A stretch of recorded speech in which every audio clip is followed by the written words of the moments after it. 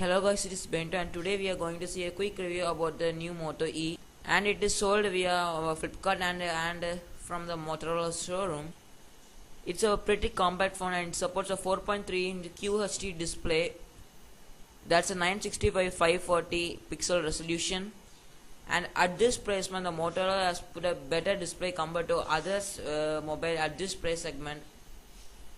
And I have tested more budget phones and they do compromise in the screen quality, and that's not the case with this new Moto E.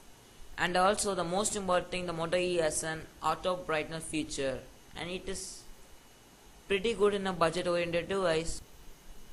And on the top you will find a 3.5mm headphone jack, and we have a secondary microphone also, and here we have a piece of power button and a volume rockers. And I have to say the volume button is little bit tight and it does not give a very clicky feeling, and on the other hand it is not very loose. Coming to the volume rockers is nice and it gives you a very clicky feel while comparing it with the other devices. Definitely the power button could be very much better. It is a faulty and you don't get that much clicky feel. Moving further down, actually we have nothing.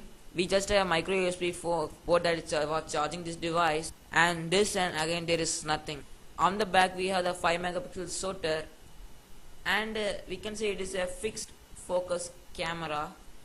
On outdoor it can do some decent shot, and when you take an inner shot the colors and color reproduction is not good as any and it is just a small camera review. The back rubberized matte finish give you a pretty good grip. I will definitely say it is a great fingerprint magnet, and if you rub it with a cloth it just wipe away like a dust. There is just a Motorola logo and nothing else over there. And the Moto E can be opened actually, and there is a 2 SIM card slot in the Moto E, and it is a Indian variant, and it also supports an 3G and 2G. It supports a micro SD card also. And the most important thing, at this price point we can add up to 32 GB, and so that nice. And coming to the battery is a sealed battery and it is 1908 milliamp hour battery. Coming to the battery point, I just click all the settings in the SIM and with a single SIM, and I have to say the battery life we are getting the Moto is very good. Even if you are a heavy user you will definitely get in 1 day of battery usage. And moving toward the front we have a earpiece over here, and I have to say the voice call quality of the Moto E was pretty good, and if I have to rate it I will be definitely rating it is on 10 out of 10. The call quality was better than the Moto G and we have a 4.3-inch screen. These buttons are back home and it is a multitasking tray. Using it we can switch between the apps.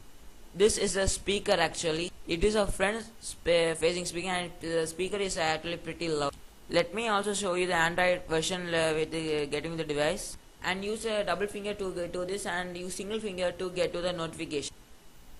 And let's go to the settings now, and it is a display, and you can see if I go to the brightness, and you can keep it on auto, and you can also set it manual lighting it if you like. Let's just go back and let me also show me the Android version that you are getting. And out of the box we will get 4.4.2, and it is a KitKat variant.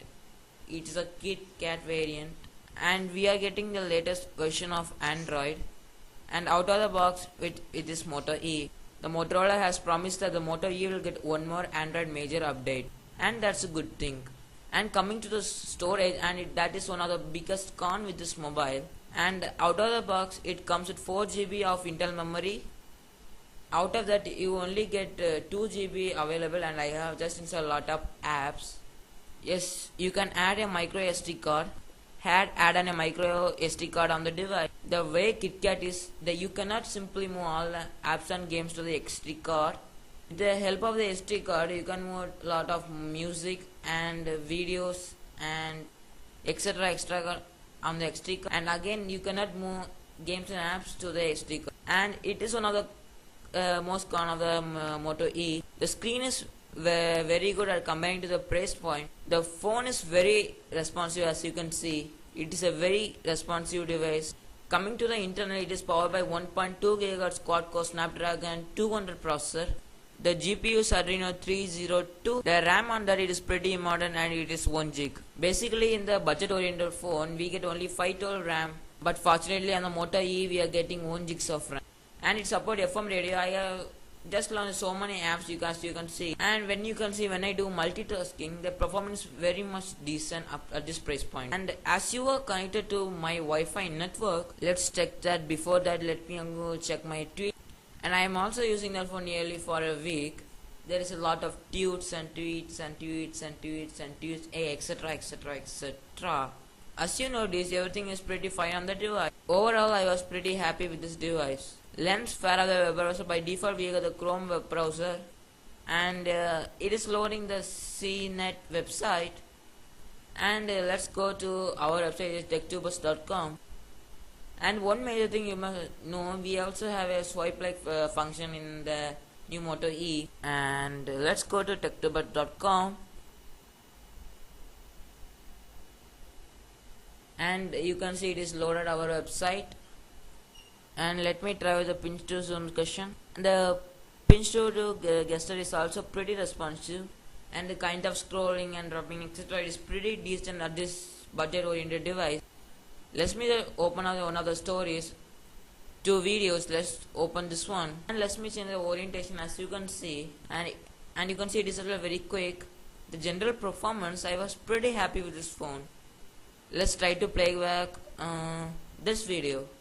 The major thing you must know about the device, it is powered by a old Snapdragon 200 processor. It's a quad-core processor, 1.2 GHz and Adreno 302. It does not support high-end games, and it lags not a lot, but it lags. And it is not a immersive gaming you will get. And I have entered this web page, and there is no issue about the phone. In terms of web browsing also, I had some very good experience. And I have also tried Firefox and Opera browser. It's worked pretty well. And in terms of web browsing, I have no problem with this device. And coming to video playback, I also tried to play some of the HD videos, and I could also play back some of the 1080p video. I advise you to install the MX player, and that is a free player that you get from the Google Play Store. And it could play some of the 1080p video. For maximum compatibility, just skip the video to somewhat 720p. Hardly I can notice is that the USB, the OTG cable does not support with this device. The one thing you must notice that Motorola is also skinned something in terms of the sensor. They have skinned a lot in sensors.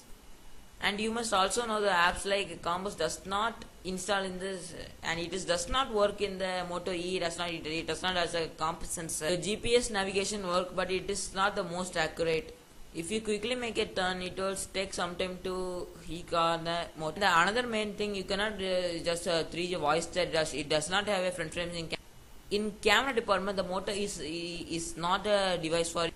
Overall, I will say the performance of the device is very fluid, very much better than other budget devices. And one thing I noticed is that when you change or switch between the heavier apps like Google Chrome, there is a small minor hiccup and lag, and it is the most important thing. But also considering that it is a budget oriented device, and I have also done gaming with this device, and I also made a separate video with that, and it could play quite a bit of game without there is any issue, even heavy games like Aspect 8. And in terms of gaming also, it is a decent. The only card you cannot add games and apps to micro SD card, so that you cannot carry more games in micro SD card.